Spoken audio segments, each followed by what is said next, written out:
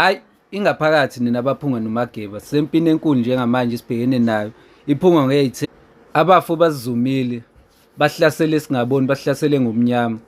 Phela le mpi lesibhekene nayo akuyona impi kadede ngoba bawusaba uZulu. So bahlasele ngomnyama, impi yamazwi, ile ebizwa ngempi yomshoshaphansi, phecelezi propaganda. Izinto esibhekene nazo njengamanje, amahlazo nobunuku obugcwele la ey'nkundleni zokuxhumana, kuyacaca ngokusobala ukuthi le mpi le yimpi enkulu, akuyona nje impi esuka kunoma uba, akuyona impi eqalwe umuntu kazana, kodwa le yimpi enkulu. Isizwe sakaZulu sibhekene ngqo nohulumeni. Le mpi le akuyena lo hulumeni lo waleli zwe kuphela, kodwa ibhekene nanohulumeni bamazwe angaphandle, ngoba uyabona ukuthi kunemixhantela ekuyiyona yamashoshozela ale propaganda, lomshoshaphansi, lokungcola lokhu kugcwele la ey'nkundleni zokuxhumana, la amakhosi ahlaselwa khona kakhulu. So khumbula ukuthi lokhu kuqale emva kokuthi isilo sakhangela amankengane, umlabalaba odlalwa amangwane sadideka singuZulu, la ale waphetha ukuthi adayise ngomhlaba kaZulu, la aveze khona ukuthi khona izinto angayiqondi la kwiNgonyama Trust.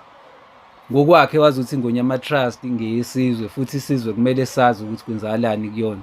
Kufanele ukuthi zonke iy'nqumo ey'thathwa laphaya kwiNgonyama Trust kube yiy'nqumo ezinhle kuZulu, ezenza ukuthi uZulu uye phambili ngaso leso sikhathi. Kodwa lezo y'nqumo kumele ngaso sonke isikhathi ziwuvikele umhlaba kaZulu.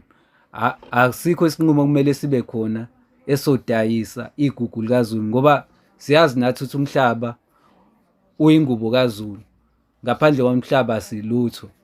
Ngangokuthi siyazi ukuthi noma engabe sikuphi, sisebenzaphi, noma siphesheya kwey'lwandle, noma silanganene koGoli noma kweThwekwini, kwa ekugcineni kosuku kuyaziwa ukuthi umuntu ufihlelwa kuphi, kubo emanxiweni akubo. Uyasho ukuthi ngicela ningithathe ningibuyisele kubabamkhulu. So umhlaba kuthina amaZulu mkhulu kakhulu, usho olukhulu, usho olukhulu ngoyisiko lethu, usho olukhulu ngakho konke. So khumbula izinto ey'shiwo amakhosi, sibala ubaba uBiyela, inkosi yaseMahlayizeni, sibala inkosi yaButhelezi, siphinde sibale futhi inkosi futhi yaButhelezi ade ibekwa nje kuyona le nyanga, ade ibekwa ngokusemthethweni yaseMbongwambongweni.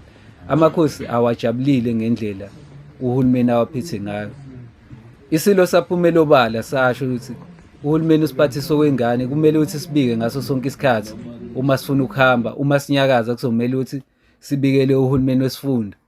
Ngaso sonke isikhathi kuzomele ukuthi isilo sibike, sicele ukuhamba. Ngaso sonke isikhathi kuzomele ukuthi sibike kuhulumeni.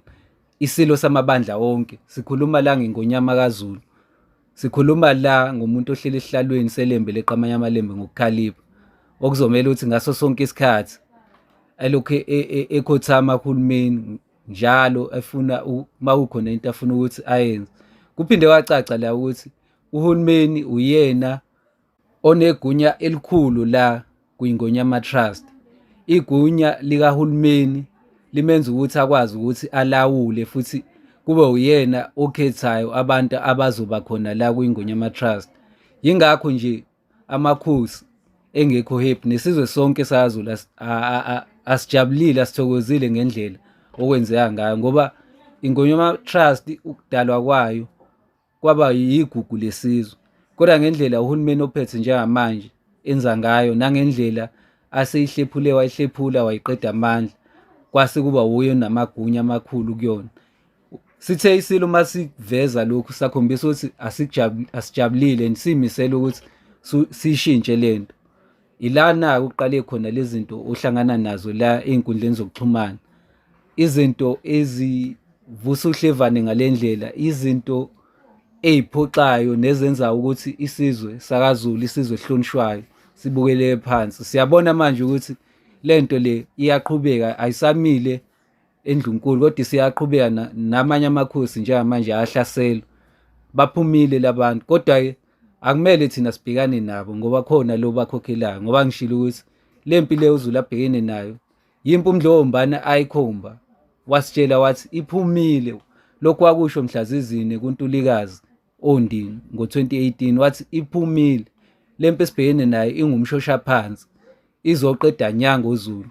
Wacela ukuthi siqaphele sihlangane, waze washo wathi hlangana mhlathi owazanayo. Wase yasho ukuthi laba abazama ukuketula uZulu akukhona okokuqala sekukaningi, kuyikhona ukuthi abanye bebevela, yingakho sahlangana nabo eSandlwane saphinde sahlangana nabo eNcome. Manje laba esibhekene nabo ngamagwala acasha ngabafowethu nodadewethu, laba abagcwele la ey'nkundleni zokuxhumana abay'funela udumo ngento eyinkinga, nento ebucayi kangaka, nento eyigugu kangaka. Kwase ukhumbula ukuthi kwakungamnandi eSandlwane, kwakungamnandi eNcome. Leli zwe leli lisho olukhulu kuthina, lasho olukhulu kokhokho nakokhokho bazi kwethu. Ubukhosi buyikho konke kithi ngoba ibona obenza ukuthi sizazi ukuthi singobani. So siyazi ukuthi kunesandla sikahulumeni okuyisona esixhasa lezi zinto lezi ezila ey'nkundleni zokuxhumana.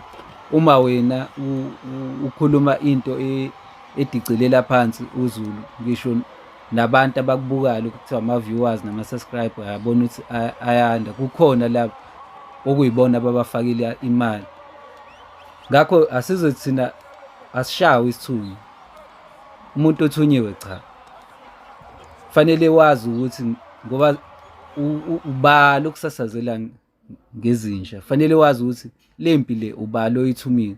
Njengoba ngishilo ukuthi lempi le iqhamuka emva kokuthi kube khona ukukhononda nokukhalaza la uZulu akhombise khona ukuthi cha, asikujabulele lokhu okwenzakalayo, ukuthi Ingonyama Trust kuthiwa Ingonyama Trust kuthiwa ilawulwa isilo.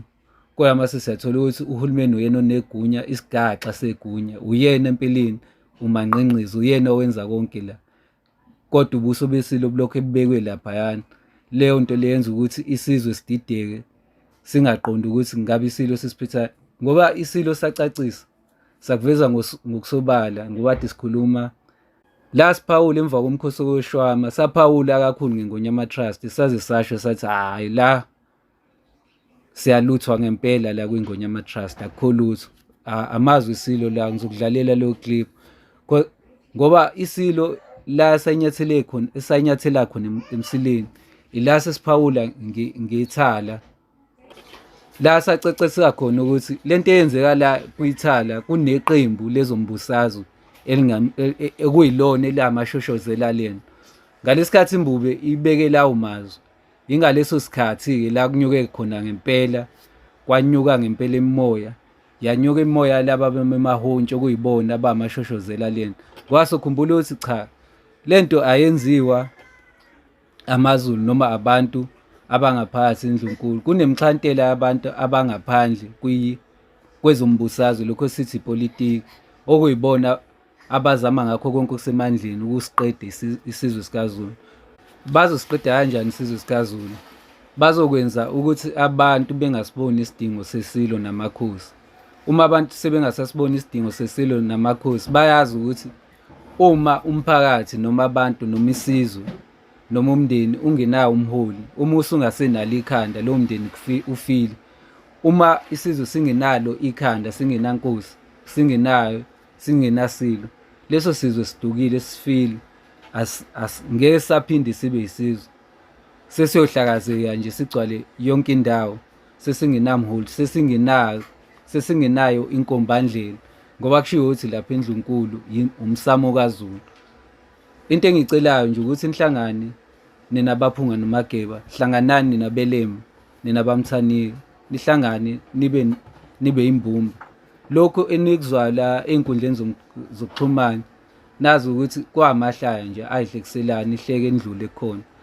Nalabo okuyibona abavelayo okuveza ubuso babo, ningabacasukeli ngoba kukhona isandla sikahulumeni emva kwabo, okuyena lo oyishoshozela lalena. Bona sixabene nabo, asinandaba nabo, sinendaba nalo okuyena ozama ukuhliphiza idleke sikaZulu. Siyazi ukuthi lempi le, njengoba ngishilo ukuthi lempi isilo saphumela obala mhla zizine kuNtulikazi 4 July 2018 lapho eLundi, sasho ukuthi baphumile, lempi le iphumile, ibhekene noZulu ngqo. sase siyacela ukuthi sihlakaniphe, sasho sathi hlangana Mhlathuwazanayo. Ngicela ukuthi ngikudlalele nayo iclip yeSilo, ngikudlalele nje ngizokudlalela nje nanka ama-clip amancane okuyiwona afakazela lento esibhekene nayo. Ngicele ukuthi ushiye umbono wakho, but okubaluleke kakhulu okuyikhona okubaluleke nakho nami sengishaya ubhasi, kodwa okuyikhona nje okubaluleke kakhulu Zolomuhle ukuthi uzazi ukuthi ubani nokuthi wazi ukuthi ubhekene nani njengamanje. Uma besebenzisa umfowenu, besebenzisa umakhelwane wakho ukuthi kube khona ukuxabana, kube khona impi la, ungayivumi leyona. Wena bheka lo osemva kwakhe, lo okuyena obhebhezela lento. Ngoba ngisho ukuthi osopolitiki sebengene kakhulu, ibona abamashoshozela kulena. NeSilo sayisho lento ukuthi lento yase-Italy siyazi ukuthi kunesandla sepolitiki, kunesandla sepolitiki kulabantu laba asebegcwele la enkundleni zokuxhumana. Ngoba ngaze ngisho ukuthi ngifuna izindaba zelinye izwe labanye abantu. Uma-ke isimo sinje, uma-ke kuwukuthi khona ikhala abayibeke lapho beyibeke khona bafuna ukusihlasela,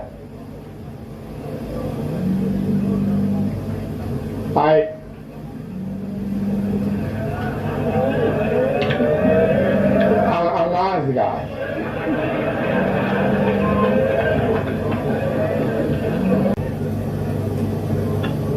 Ukuba sasazi ukuthi kanti sewuphathwa kanje, sasingeke sivume lutho, sasingeke sivume lutho. Ngithi MaZulu, ningaphela amandla, hlangana Mhlathuwazanayo manje.